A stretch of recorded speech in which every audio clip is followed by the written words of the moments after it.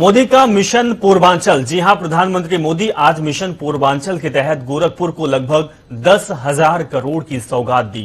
इनमें सबसे महत्वपूर्ण और सबसे बड़ी परियोजना गोरखपुर का खाद कारखाना है, जिसकी कुल लागत 8,603 करोड़ है। यह कारखाना करीब 600 एकड़ में बना हुआ है। इसके अलावा पीएम मोदी ने पूर्वी उत्तर प्रदेश के पहले एम्स और आरएमआरसी की हाईटेक लैब्स की सौगात भी दी है। उत्तर प्रदेश को सौगात देने के बाद पीएम न सिर्फ उत्तर प्रदेश सरकार और योगी आदित्यनाथ की जमकर तारीफ की, बल्कि विपक्षियों पर भी जमकर निशाना साधा। पीएम मोदी ने समाजवादी पार्टी को लेकर कहा कि लाल टोपी वालों को सिर्फ और सिर्फ सत्ता और लाल बत्ती से मतलब है। ये लोग यूपी के लिए रेड अलर्ट हैं।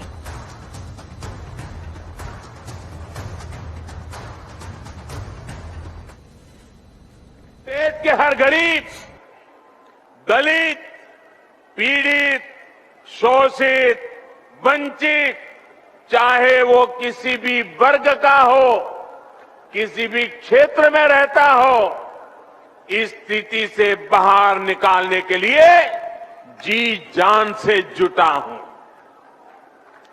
पहले सोचा जाता था कि एम्स जैसे बड़े मेडिकल संस्थान बड़े शहरों के लिए होते हैं, जबकि हमारी सरकार अच्छे से अच्छे इलाज को, बड़े से बड़े अस्पताल को देश के दूर सुदूर क्षेत्रों तक ले जा रही है।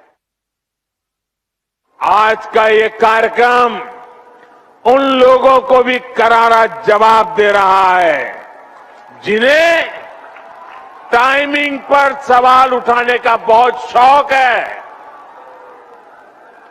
जब ऐसे प्रोजेक्ट पूरे होते हैं तो उनके पीछे बरसों की मेहनत होती है, दिन रात का परिश्रम होता है। ये लोग कभी इस बात को नहीं समझेंगे कि कोरोना के इस संकट काल में भी डबल इंजन की सरकार विकास में जुटी रही। लाल टोपी वाले यूपी के लिए रेड अलर्ट है, रेड अलर्ट, यानी खतरे की घंटी है। साथियों, यूपी का गन्ना किसान नहीं भूल सकता है कि योगी जी के पहले की जो सरकार थी उसने कैसे गन्ना किसानों को पैसे के भुगतान में रुला दिया था। किस्तों में जो पैसा मिलता था उसमें भी महीनों का अंतर होता था।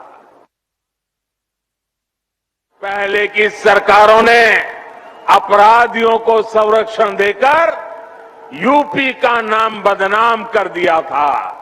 आज माफिया जेल में है और निवेशक दिल खोलकर यूपी में निवेश कर रहे हैं। यही डबल इंजन का डबल विकास है। गोरखपुर के नाम अब एक और बड़ी उपलब्धि दर्ज हो गई है, क्योंकि दुनिया भर में जितने भी यूरिया खाद के कारखाने बने हैं उनमें गोरखपुर खाद कारखाने का प्रेलिंग टावर सबसे ऊंचा है। आज पीएम मोदी ने इस खाद कारखाने का लोकार्पण किया। यह कारखाना अब उत्तर प्रदेश के साथ ही देश के अन्य राज्यों के लिए मील का पत्थर साबित होने वाला है, क्योंकि अब प्रदेश के खेतों में फसलें लहराने वाली है। क्या है इस कारखाने का इतिहास और किसानों को कैसे होगा फायदा, खास रिपोर्ट देखिए।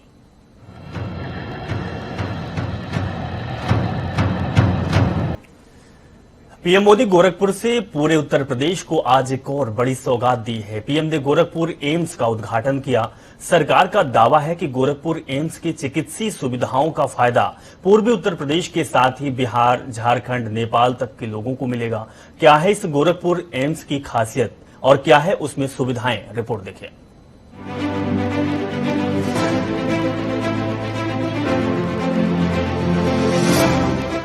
पूर्वी उत्तर प्रदेश के गोरखपुर में प्रधानमंत्री मोदी ने अखिल भारतीय आयुर्विज्ञान संस्थान का उद्घाटन किया। पीएम मोदी ने 22 जुलाई 2016 को गोरखपुर एम्स का शिलान्यास किया था। करीब 1011 करोड़ रुपए की लागत से बनने वाला गोरखपुर एम्स अब बनकर तैयार है, जो उत्तर प्रदेश को अब स्वस्थ और मजबूत करने का काम करेगा। करीब 112 एकड़ में फैले गोरखपुर एम्स में अभी 300 बेड होंगे, जिसे बाद में बढ़ाकर 750 बेड कर दिया जाएगा। इस अस्पताल में 35 बेड का इमरजेंसी वार्ड भी है, जबकि गोरखपुर एम्स में ओपीडी सेवा फरवरी 2019 से शुरू हो चुकी है और सरकार का दावा है कि अब तक 7 लाख लोग इसमें इलाज करा चुके हैं। यहाँ इसी साल मई से आईपीडी भी शुरू हो चुकी है, जहाँ 200 से ज्यादा सामान्य ऑपरेशन भी हो चुके हैं। 14 मॉड्यूल ऑपरेशन थिएटर से लैस एम्स में मेडिसिन, जनरल सर्जरी के अलावा तमाम जरूरी चिकित्सीय विभागों की ओपीडी की सुविधा रहेगी। इसके अलावा pathology, x-ray, CT scan, MRI जैसी सुविधा भी उपलब्ध है। कैंसर रोग डिपार्टमेंट पे हेड एंड नेक क्लिनिक के साथ ही रेडियोथेरेपी भी होगी। एम्स में 2 ऑक्सीजन प्लांट भी लगाए गए, जिसमें मरीजों को हर संभव सुविधाएं मिल सकेगी। उत्तर प्रदेश सरकार का दावा है कि गोरखपुर एम्स की चिकित्सीय सुविधाओं का फायदा सिर्फ उत्तर प्रदेश को ही नहीं, बल्कि बिहार, झारखंड और नेपाल तक के लोगों को मिलेगा। एक अनुमान के मुताबिक करीब 7 करोड़ लोगों को इसका फायदा मिलेगा। ब्यूरो रिपोर्ट, जनता टीवी।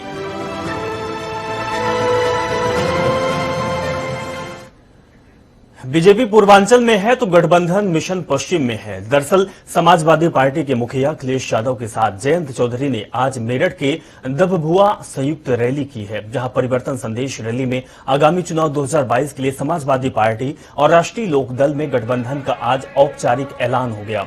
समाजवादी पार्टी के अध्यक्ष अखिलेश यादव की मंच पर मौजूदगी में राष्ट्रीय लोकदल के मुखिया यानी कि जयंत चौधरी ने दोनों पार्टियों के बीच में गठबंधन का ऐलान करने के साथ ही कहा कि प्रदेश में अब डबल इंजन की सरकार आएगी। साथ ही ये भी कहा कि सरकार आने पर हम किसान आंदोलन के शहीदों की याद कर मेरठ स्मारक बनवाएंगे, जिससे शहीद किसानों की कुर्बानी याद रखी जाएगी।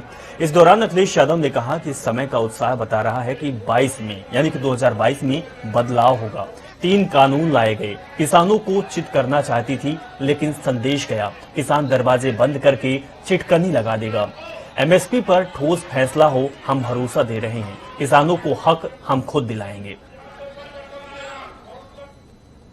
ये बदलाव की आवाज है, लोग बदलाव चाहते हैं। यहाँ का किसान भारतीय जनता पार्टी का सफाया चाहता, यहाँ का नौजवान नौकरी और रोजगार चाहता है। किसान के साथ जो धोखा हुआ है, इन्होंने जो वादे किए थे, इनका झूठ निकला, इनके वादे जुमले निकले। ये झूठ का फूल लगातार झूठ बोल रहा है। उम्मीद जो थी लोगों को कि खुशहाली आएगी डबल इंजन सरकार से, लेकिन इधर डबल इंजन की सरकार फेल होते हुए नजर आ रही है। इसलिए ये जनता बदलाव करेगी इस बार। ये सच्चाई है कि आज जब चुनाव आ रहा है तो इनके नेताओं की भाषा बदल रही है, और भाषा बदलने से ये चाहते हैं कि समाज में खाई पैदा हो, तो जो खाई पैदा करने वाले वही भाजपाई हैं। शुभ संकेत है। उत्तर प्रदेश के नौजवान तरक्की चाहते हैं, नौकरी चाहते हैं, विकास चाहते हैं, यहाँ के किसान न्याय चाहते हैं। जिस तरह से हमने किसानों की लड़ाई लड़ी, 2022 का चुनाव किसानों के लिए करो या मरो का चुनाव है। और जिस तरह के लोग आ रहे हैं, जिस तरह की मीटिंग हो रही है, तो उत्साह, ये ऐसी भीड़ नहीं है जो बुलाई गई हो, ये ट्रैक्टर लेके खुद आए। जब भाजपा आई थी प्रदेश में और देश में, वो पश्चिमी उत्तर प्रदेश से ही आई थी, और यहीं से जो है दूसरा रास्ता खुलेगा। प्रदेश में आगामी विधानसभा चुनाव को सभी पार्टियां जोर शोर से तैयारियों में लगी हुई हैं। राजनीतिक दलों के बीच जोड़तोड़ के साथ गठजोड़ भी जारी है। समाजवादी पार्टी और राष्ट्रीय लोकदल के बीच गठबंधन के साथ ही सीट को लेकर औपचारिक घोषणा से पहले ही दोनों दलों की आज मेरठ में संयुक्त रैली की गई। ऐसे में सपा प्रदेश अध्यक्ष नरेश उत्तम का कहना है कि हमारी सरकार बेरोजगारी, महंगाई, किसानों की समस्या को लेकर चुनाव लड़ेगी और 2022 में बीजेपी का सफाया करेगी। साथ ही राष्ट्रीय लोकदल के प्रदेश अध्यक्ष मसूद अहमद ने कहा कि 2022 में जनता बीजेपी को बिल्कुल नहीं चाहती है और इस बार रालोद और सपा एक साथ मिलकर जीत हासिल करेंगे। मुद्दा किसानों के लिए परेशानी, किसानों की एमएसपी की गारंटी चाहती है समाजवादी पार्टी, राष्ट्रीय लोकदल कि किसानों की फसलों का लागत से जुड़ा मूल्य मिलना चाहिए। गरीबी बढ़ रही, बेकारी बढ़ रही, महंगाई बढ़ रही है, बेरोजगारी बढ़ रही है, भ्रष्टाचार बढ़ रहा है, महिलाओं के साथ छेड़छाड़ की घटनाएं बढ़ रही है, पूरे प्रदेश में अराजकता है। इसलिए परिवर्तन जनता चाहती है और जनता जिस तरीके से विजय यात्रा पर माननीय अखिलेश यादव जी के पूरी जुट रही है, उससे साफ साफ होता है उत्तर प्रदेश में भाजपा का सफाया होना तय है। ऐसा है कि भारतीय जनता पार्टी की सरकार ने झांसा देने का काम किया, झूठ बोलने का काम किया, युवाओं को बर्बाद कर दिया, छात्रों को बर्बाद कर दिया। हमारे नेता ने जो लोक संकल्प समिति का जो के जरिए जो मैनिफेस्टो घोषित किया है, उस मैनिफेस्टो में उन्होंने नंबर 1 पर कहा है कि हम 5 साल के अंदर उत्तर प्रदेश के युवाओं को 1 करोड़ नौकरी देंगे। तो मैं समझता हूँ कि हमारे नेता की, दोनों नेता की, चौधरी जैन जी की और माननीय अखिलेश यादव जी की नीयत साफ है, नीयत और नीयत दोनों साफ है। जो कह रहे हैं वो करके दिखाएंगे। हम समझते हैं युवा हमारे लिस्ट में प्रथम नंबर पर है। एक तरफ योगी सरकार बड़े बड़े दावे कर रही है, वहीं दूसरी ओर आजमगढ़ के मुबारकपुर विधानसभा क्षेत्र के रानीपुर गांव में निवासियों का रास्ता रोकने का मामला सामने आया है। दरअसल गांव के पास कॉलेज बनवाने के नाम पर पास से जा रहे रास्ते को रोक दिया और परेशान करने लगे। ऐसे में लोग गांव से बाहर जाने के लिए रेलवे ट्रैक का इस्तेमाल करने को मजबूर हुए। वहीं गांव में ग्राम पंचायत भवन बनवाया गया, लेकिन रास्ता रोकने के बाद अब ग्राम पंचायत की दीवार की घेराबंदी कर दी गई। वहीं अब गांव के लोग जिलाधिकारी को ज्ञापन देकर प्रदर्शन करने की तैयारी में हैं और लोगों का ये कहना है कि प्रशासन की ओर से उनके गांव का रास्ता दोबारा बहाल किया जाए।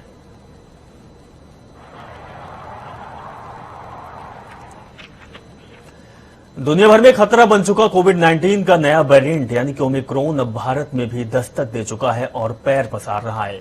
देश के कई हिस्सों में मरीज मिलने से चिंता बढ़ गई है। वहीं उत्तर प्रदेश सरकार कोरोना की अगली चुनौती से निपटने के लिए कई तरह की तैयारियां कर रही है। इनमें से ऑक्सीजन, बेड, लैब जैसी व्यवस्थाएं शामिल है। सरकार ने राज्य में कोविड वैक्सीनेशन की रफ्तार को भी तेज की है और साथ में कई सारे और प्रयास किए हैं। रिपोर्ट देखिए। दुनिया भर में खतरा बन चुका कोविड-19 का नया वेरिएंट अब भारत में भी दस्तक दे चुका है।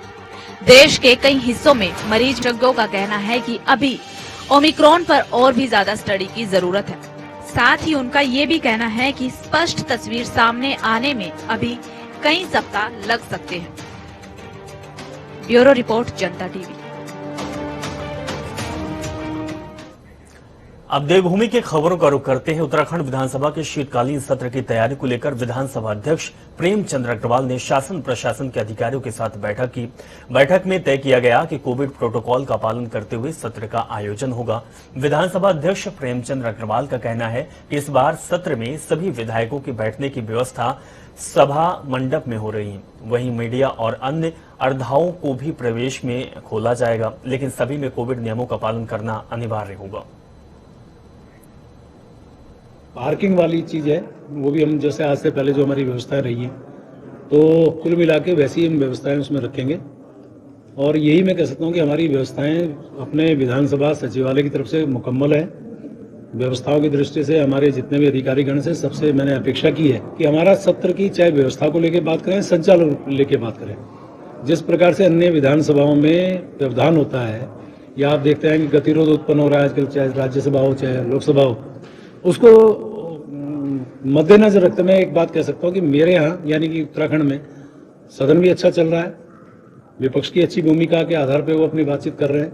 कुल मिला के ये सत्र जो है ये भी ठीक ठाक संपन्न हो, ये मैं उनसे उम्मीद कर रहा हूँ। और कल दलीय और हमारी कार्य मंत्रणा समिति की बैठक भी होगी, उसमें कुछ बातें हम लोग तय करेंगे ताकि हमारा ये सत्र ठीक ठाक संपन्न हो। तो 9 दिसंबर से देहरादून में होने जा रहे उत्तराखंड विधानसभा के शीतकालीन सत्र के दौरान NSUI कार्यकर्ता विधानसभा का घेराव भी करेंगे, क्योंकि प्रदेश में लगातार प्रदर्शन भी चल रहे हैं। अलग अलग विभाग के लोग लगातार सक्रिय नजर आ रहे हैं। NSUI के प्रदेश अध्यक्ष मोहन भंडावी ने कहा है कि छात्रों के विभिन्न मुद्दों को लेकर प्रदर्शन किया जाएगा, जिसके तहत नई शिक्षा नीति को वापस लिए जाने, सरकारी उपक्रमों के निजीकरण बंद करने, प्रतियोगी परीक्षाओं में उम्र सीमा में छूट, बेरोजगार युवाओं को रोजगार दिए जाने समेत विभिन्न मांगों को लेकर विधानसभा का घेराव किया जाएगा। इस दौरान उन्होंने केंद्र और राज्य सरकार पर युवाओं की अनदेखी का आरोप भी लगाया है। NSUI आने वाली 9 दिसंबर 2021 को जो देहरादून उत्तराखंड का जो विधानसभा सत्र होने जा रहा है 9 दिसंबर से, उसका घेराव करने जा रही है, जिसमें एनएसयूआई के राष्ट्रीय अध्यक्ष श्री नीरज कुंदन जी भी मौजूद रहेंगे।